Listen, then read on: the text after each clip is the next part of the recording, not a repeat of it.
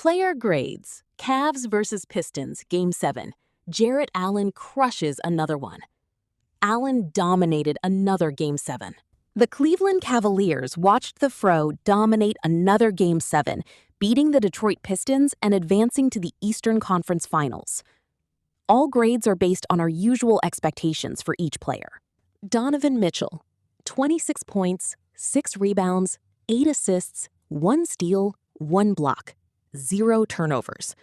I said it in my recap, I repeated it in winners and losers, and I'll say it one more time. I think we just watched the best and most mature game of Donovan Mitchell's playoff career.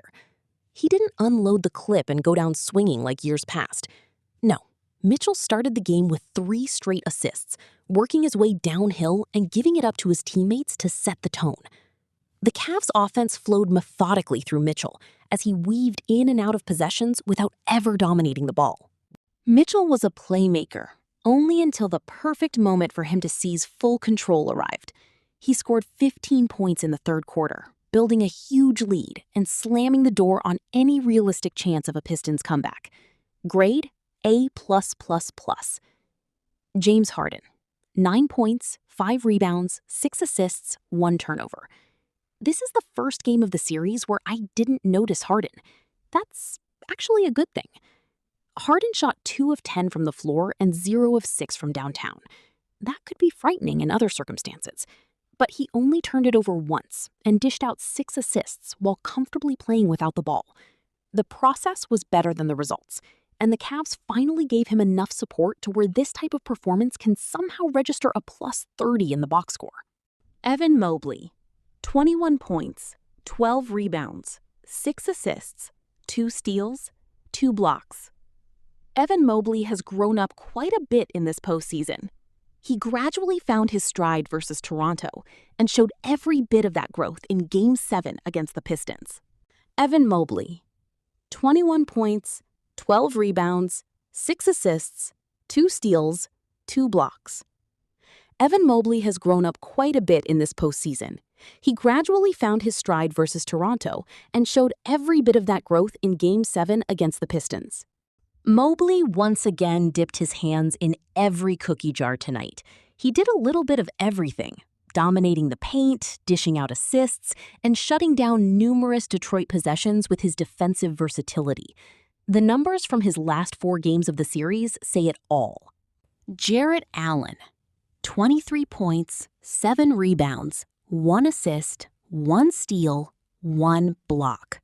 What more can I say? The lights don't get brighter than Game 7. Allen has seemed totally unbothered by the stakes this postseason, matching or exceeding any physicality that's thrown at him. He muscled Jalen Duren out of bounds and forced a jump ball at one point in this game, only to later punish the rim with consecutive dunks in the third quarter. The Cavs play their best basketball when Allen does stuff like this. Let's keep that going and officially exercise some demons in Madison Square Garden. Dean Wade, 5 points, 6 rebounds, 1 assist. Wade was moved out of the starting lineup in favor of Max Strus. That worked out well for the Cavs, and Wade himself.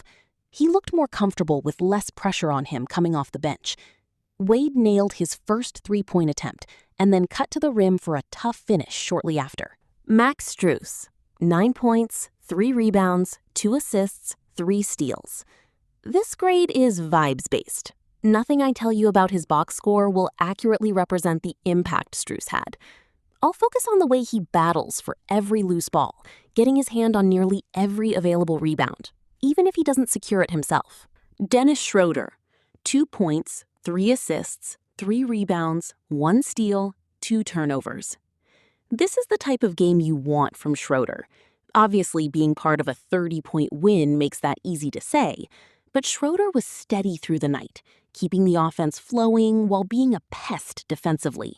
He didn't step outside of his comfort zone, and that's worth a lot.